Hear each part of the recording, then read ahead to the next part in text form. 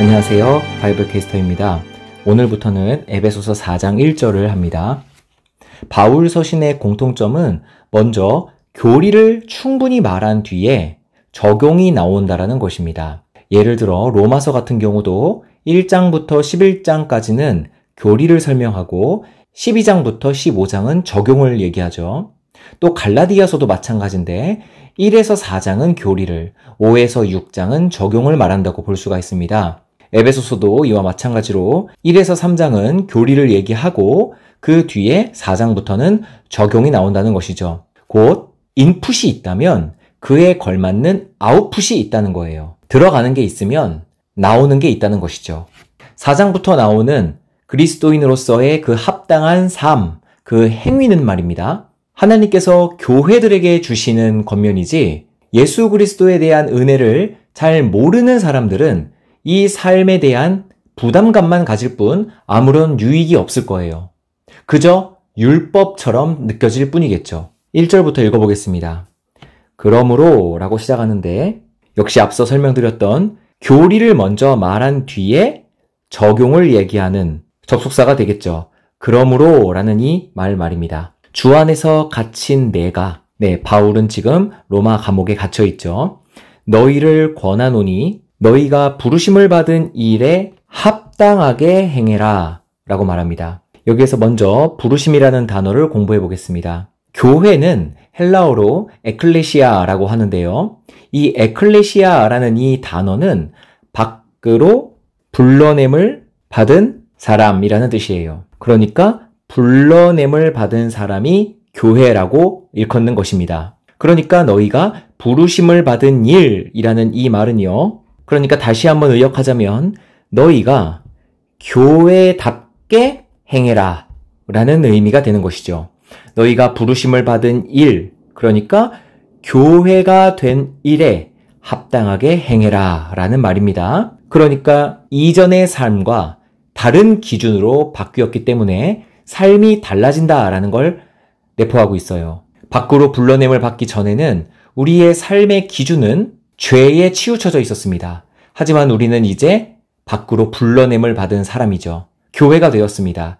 그러니 그 기준이 바뀌었습니다. 그리고 여기에서 합당하게 행해라 라는 이 말은 상당히 중요한 표현인데요. 원어적으로 봤을 때 임금에 걸맞게 행해라 라는 뜻입니다. 그러니까 돈을 받았으면 그 돈 값을 해라 라는 뜻인데요. 실천의 무게가 우리가 깨닫게 된 교리의 무게와 동일하다라는 것을 의미하는 것입니다. 즉, 내가 부르심을 받은 그 일에 대한 지식이 많으면 많을수록 그 감격이 높으면 높을수록 그에 합당하게, 그러니까 그거에 걸맞게 동일한 아웃풋이 나간다라는 것이죠. 이 교리를 우린 1절에서 공부할 수 있습니다. 그래서 이 임금에 걸맞은 삶, 그 삶이 2절부터 나오게 되는데요. 모든 겸손과 온유로 하고 오래 참음으로 사랑 가운데에서 용납하고 평안에 매는 줄로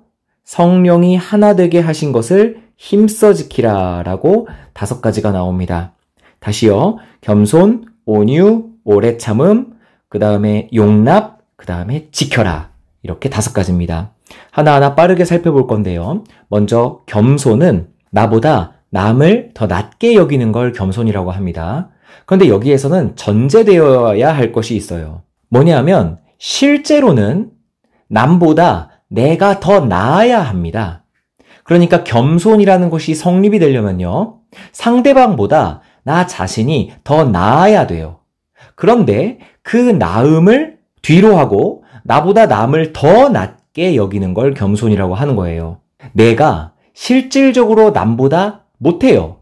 근데 그 사람은 겸손이라는 것이 성립할 수가 없습니다. 그 사람의 낮아짐은 겸손이 아니라 팩트니까요. 사실인 거예요. 그러니까 전제는 내가 상대방보다 더 높지만, 더 크지만 상대방보다 더 작게, 낮게 여긴다라는 것입니다. 이것이 가능한 이유는 그리스도인들이기 때문입니다. 그리스도인들, 곧 마음속에 예수를 품은 자들은요, 세상 사람들보다 더 커요.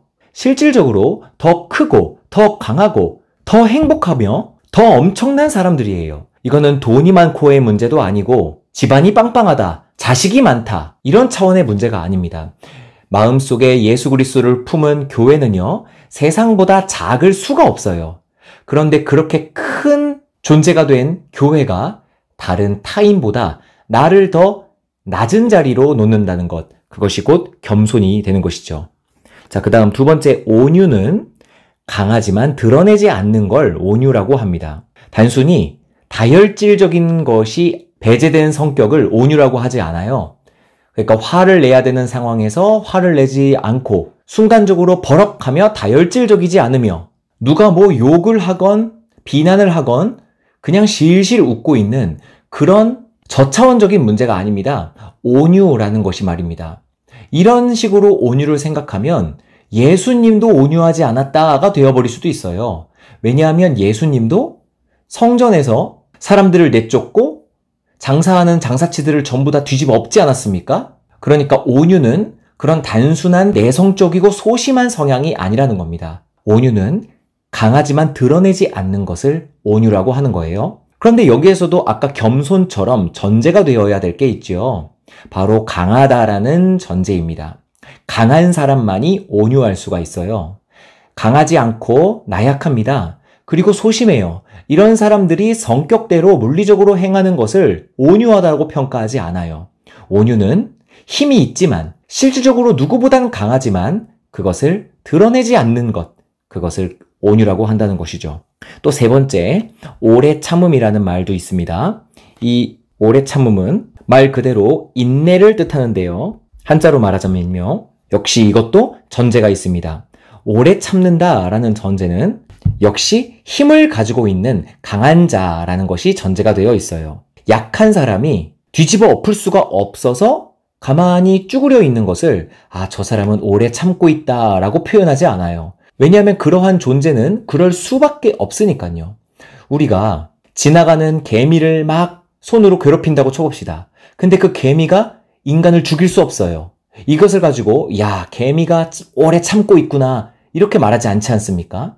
역시 오래 참는다라는 것은 강한 자들만이 성립될 수 있습니다. 자, 그 다음 사랑 가운데서 서로 용납해라 라는 말도 사랑 가운데에서 라는 것의 이 사랑이 바로 예수 그리스도의 사랑이 되겠죠. 이 사랑이 무엇을 의미하는지는 요한일서 4장 7, 8절을 통해 공부해 보도록 하겠습니다. 읽어보겠습니다. 사랑하는 자들아, 우리가 서로 사랑하자. 사랑은 하나님께 속한 것이다.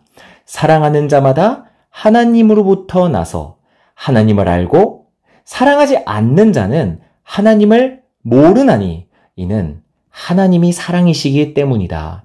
이렇게 나와요. 그러니까 사랑 가운데에서 서로 용납한다라는 이 말은 전제가 또 뭘까요? 바로 하나님의 사랑을 아는 자가 전제입니다. 그럼 하나님의 사랑을 아는 자라는 것도 또 마음대로 생각하면 안 되겠죠? 요한일서 4장 9절을 읽어보겠습니다.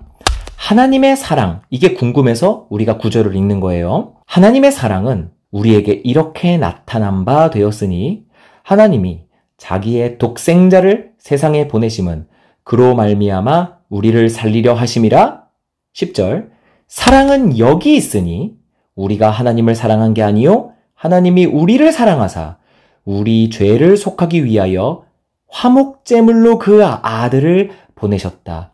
이게 바로 하나님의 사랑이고 그 사랑이 바로 여기 있다. 이렇게 말을 하고 있습니다. 그러니까 에베소서 4장 2절에서의 이 사랑 가운데에서 용납해라 라는 말을 확실하게 의역하자면 하나님의 아들, 그 독생자 예수를 아는 지식 가운데에서 용납하는 것, 그것이 바로 사랑 가운데에서 용납하는 것이 되는 겁니다. 자, 그 다음 3절이요.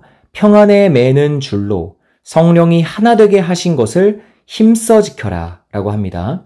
여기서 힘써 지킨다는 것에도 전제가 있어요. 뭐냐 하면 성령이 하나 되게 하신 것을 아는 자만 힘써 지킬 수 있습니다. 근데 평안에 매는 줄이라고 말합니다. 그럼 또 여기에서의 평안은 뭘까요? 당연히 이 서신서 앞장에 얘기했었던 평안이 되겠죠.